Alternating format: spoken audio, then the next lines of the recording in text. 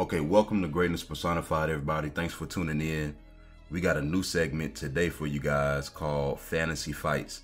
And the first fight we're going to discuss that never happened, but people always want to know what would have happened, is going to be none other than Jon Jones versus Brock Lesnar. What would have happened? Who would have won? You can go ahead and start it off. How you feel about that fight? How do I feel about this fight? Obviously, we're talking about a prime Brock Lesnar, and we're talking about Jon Jones, a heavyweight. Well, not necessarily. Well, he would have to be a heavyweight, but he spent most of his fight career at light heavyweight. So we saying if that Jon Jones who fought like that fought at heavyweight. Okay, that makes sense. Well, I know most people are thinking that, okay, this is an easy win for Jon Jones. Most people are thinking that, okay, Jon Jones is going to just annihilate Brock Lesnar in the first round. This fight's not going to last long. I don't necessarily think anybody thinks Jon Jones will beat Brock in the first round. It's impossible to think he will beat him in the first round when Brock is weighing. How much did Brock weigh? The man was cut down from 300. There's no way he's just going to beat him in the first round like that. Yeah, exactly. Especially if we're talking about that version of Jon Jones, who was a light heavyweight. He was probably like around 230 on fight night. But then we're also talking about Brock Lesnar walking around like around 300. But the weight difference is going to play a factor in this fight. The first thing that comes to mind when we talk about Jon Jones versus Brock Lesnar is the fact that a lot of times when fighters beat Brock Lesnar, they beat him with pressure. Let's look at the Shane Carwin fight. Shane Carwin came close to finishing Brock Lesnar. You can argue that Shane Carwin probably should have finished Brock Lesnar. They could have stopped that fight. That actually was a 10-7 round. One judge, they scored the first round 10-7 for Shane Carwin. The Shane Carwin fight, he applied pressure. Alistair Overeem applied pressure, and Cain Velasquez applied pressure. He didn't really look too comfortable. The point of me saying all that is Jon Jones really don't fight like that, especially with his striking. Jon Jones, he likes to stay on the outside. He likes to keep his distance. He likes to use his reach, and he likes to really attack you with quick strikes to where he can hit you and you can't hit him. That's why I was saying, because of Jon Jones' style, it gives Brock Lesnar certain opportunities to actually win the fight. Okay, so now to build off what you just said, I do agree because stylistically, Jon likes to be a ranged fighter, control the distance. He likes to hit you and not get hit, and you don't have to worry about getting knocked out as far as one-punch knockouts or anything like that.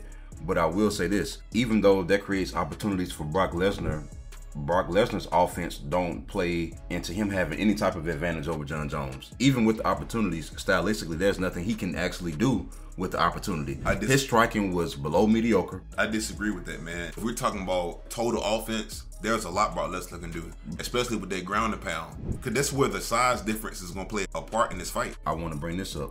If Cain Velasquez TKO'd him, you don't think Jon Jones, and I want to make it clear, that Jon Jones back then, remember how he was finishing people like Brandon Vera? Yeah, but hold on. That Jon Jones that finished Brandon Vera, that Jon Jones that finished Vladimir Matyshenko, that Jon Jones that finished Mauricio Shogun Hua, that finished Ryan Bader. But he didn't do it with punches, though. You get what I'm saying? It's a big difference between you're using elbows, you're using kicks. It don't matter. I'm saying at the end of the day, he could finish him. But I'm saying, but Cain did it in a different way, though. Cain was able to land the right hand. He was able to hurt him with the punches. Cain's boxing is better than Jon Jones' boxing. I will tell you this. Jon Jones was actually hurting people more on the feet earlier in his career than he was later. But you also got to understand, if we're talking about Jon Jones throwing kicks, because Brock Lesnar is a great wrestler and all he needs is one takedown and the fight could be over, it's going to limit the amount of kicks that Jon Jones can throw. But you got to realize he would be throwing that teep kick too. He wouldn't be just throwing kicks to the outside of his leg. He would be kicking him in his kneecap, as messed up as that is. That is what he would be doing. I also hate to bring this up, but Jon has been known to fight a little dirty sometimes too,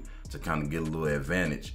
But just to keep it clean, I want to say this. Even in the fights where Jon Jones didn't look the best, or maybe he fought good, but his opponent fought better. Let's talk about Alexander Gustafsson in the first fight. Let's talk about Dominic Reyes, that fight. The reality is that is not the type of fight that Brock Lesnar fights. I was thinking about that too. So the reality is that's not the approach that Brock Lesnar would take to those fights. That's been the only weaknesses that Jon has really had. What do Dominic Reyes, Alexander Gustafsson, and Lyoto Machida have in common? They have takedown defense, they have footwork, they're extremely agile. And the third thing is the hands. And Brock Lesnar don't have that. What three people did you say? I said Dominic Reyes, Alexander Gustafsson, and Lyoto Machida. Well, two of those people were southpaws as well. And Brock ain't a southpaw fighter. So I was thinking about this fight all day, and I realized something. In the fights where Jon Jones was getting beat up in front of the whole world, and we all felt like he was losing those fights, Alexander Gustafsson, the first one, and Dominic Reyes. One thing about it, in those championship rounds, Jon Jones turned it up. Now, granted, he still probably should have lost 3 rounds to 2, but he turned it up when it mattered and he never quit. But Brock Lesnar, we've seen him quit a few times. That's a big factor that we've seen one of these men give up and look for a way out of the fight on several occasions, and the other person, we've never seen them quit. Even when they probably should have. Vitor Belfort had his arm breaking it. He did not quit. He messed up his toe. He was hanging off his foot against Chael Sonnen. He finished Chael Sonnen. We've seen Jon on several occasions where the average man would have been looking for a way out, and Jon was looking for a way in just to give himself just enough of footing in the fight to where at least the judges can say, you know, we'll give it to Jon. And Brock Lesnar don't have that in him. To Brock Lesnar's defense, he did fight a prime Alistair, and I ain't got to know what his reputation is. Horse meat diet. Horse meat diet. He also fought a prime Cain Velasquez. These are people who would have gave Jon Jones trouble. That's fair. You know, but the thing is, with Alistair Overeem, it's hard to bring his name up because one of his best strikes is the knee. And that's one of Jon Jones' best strikes too. But the thing is, do Jon Jones got enough knockout power to hurt Brock Lesnar with the knees? Also, Brock Lesnar hasn't even shown that he can go 5 rounds back and forth. The fights that he fought, that he won, he finished people in the first round, the second round. Brock Lesnar will be a no-show. He'll be... In the 4th round, there was nothing he can do to Jon Jones. Even if he was winning, he would be dog tired in the 4th round. But we don't know that. That's one of the mysteries about this. But what's not a mystery is that if Jon was down and we were all watching him lose, we know Jon would show up in rounds 4 and 5 at the very least. But that's if he can survive. But more than likely he would. You got to realize, if Mark Hunt can go 3 rounds with Brock Lesnar, I'm sure Jon Jones can. Let's be real here. If Mark Hunt can go 15 minutes with Brock, you telling me Jon Jones can't go? I don't want to hear that. You saying it, but also there were some people who went the distance with Jon Jones. If Thiago Santos can go 5 rounds. Well, that's not really fair because at the time, Thiago was a different type of animal. He had that speed, that knockout power, the unpredictability. He was so dangerous. He had nothing to lose and everything to gain. And something that Thiago had that Brock Lesnar don't have is that dog. I hate to say it, bro, but Thiago at the time was so dangerous just as far as all he had to do was touch you and it would be over. Now, we know Brock Lesnar has some power, but realistically, he knocked out an old Frank Mir, he knocked out an old Randy Couture, and he submitted Shane Carwin. Look, those are good wins for somebody with his record because, truth be told, the fact that he could even compete at that level without having an official MMA background is highly impressive. I'm not talking about Brock Lesnar bad or anything here. That's a mammoth of a man. But the reality is, how old was Randy Couture when they fought? 100 years. Frank Mir had been in a motorcycle accident and his career probably should have been over a long time ago. He fought way past what he should have been doing. And Shane Carwin, well, he just put a beating on Shane Carwin. Shane Carwin shouldn't have lost that fight. Shane Carwin quit, if I'll be completely honest with you. And Brock Lesnar, that was a good win because at the time, Shane Carwin was that guy. He was the most dangerous person in the UFC as far as knockout power. Brock Lesnar, credit to him for winning that fight. But the reality is, Jon Jones has that dog in him to where even if he's down, something in him won't let him give up. But the question is, will he be able to survive? That's a big if, man. Because Brock Lesnar, clearly we see him quit before. Clearly we don't know if he can go 4 or 5 rounds. We don't know how he would do in the championship rounds against somebody like Jon Jones. But maybe Brock don't need to go to the championship rounds. His last fight, all he needs is a takedown. His last fight, he won a unanimous decision with Mark Hunt that a lot of people feel like Mark Hunt probably won. But let me say this. He stuffed the takedown, so he outstruck him. Yeah, but Mark Hunt is 300 pounds. Jon Jones is not 300 pounds. Okay, that's a fair point. And also, there was a video that got released of Frank Mir and Jon Jones training. Or they were just playing around. And Frank Mir took Jon Jones down with ease. That's what I'm saying. We talking about these. You just said they were playing around. But who would have thought that would have happened? What do you think Jon Jones would do to Brock Lesnar in training? Let's be honest here. They would have to tell Jon, take it easy on him. Don't hurt him. MMA training. MMA, including wrestling. Dude, we talking about the same Brock Lesnar. They told Pat Barry, don't go too hard on him in striking. Why do you think they said that? Let's be real. Let's be real. What do you think gonna happen if Pat Barry was to really kick him as hard as he could and really hit him as hard as he wanted to? Now, granted, Pat will be on his back in 5 seconds because we know what would happen after that kick. But they're telling Pat Barry to take it easy on Brock Lesnar in sparring. Come on. I'm sorry. Jon Jones wins. I'm not saying it's easy. We know he's going to win, though. I'm not saying is what round.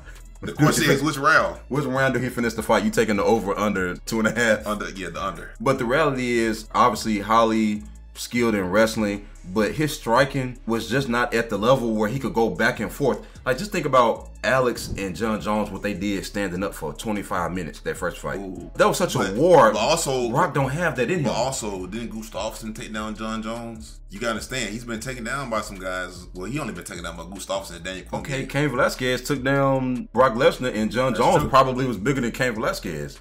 That's true. Even as a light heavyweight. And Jon Jones, who got worse ground and pound, Cain or Jon Jones? Don't worry, I'll wait. Tick.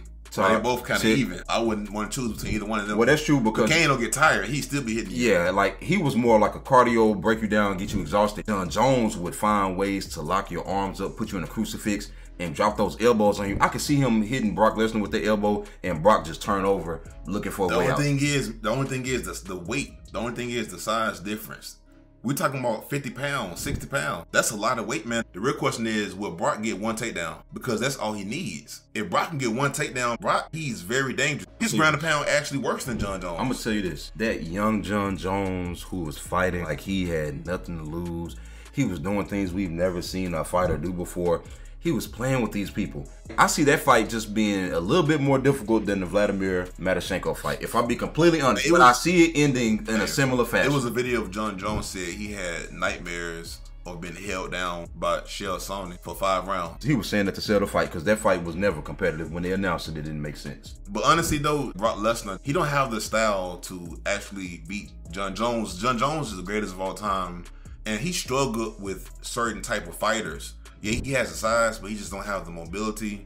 He don't have the boxing. Hold on, you just said something. Because those are the traits that Gustafsson and Dominic had. They was moving around. They was using their jab. They was controlling the range. They was countering him well. Head movement, footwork, everything was lined up. Everything was locked in. That's not how Brock fights. Brock, he waits. He looks to explode. You think Jon Jones wouldn't see that stuff coming a mile away? His whole offense, think about how Jon Jones broke down Cyril Gane. Now, you got to realize he could break down Brock Lesnar's fighting style with half of that energy. If you could break down Cyril Gane like that, how would he break down 2016 Brock Lesnar's game? Let's be real. And there's no shade to Brock Lesnar or anything like that. This is a fight that people ask about sometimes, who you think will win, Jon Jones and Brock Lesnar, and I just can't believe people are asking that. But you also got to understand, Jon Jones had to leave for 2 years and gain a bunch of muscle.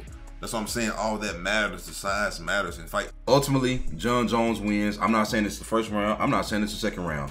But the fight definitely does not go past the 4th round. It does not see a decision. Brock Lesnar is not making it. There's just no way.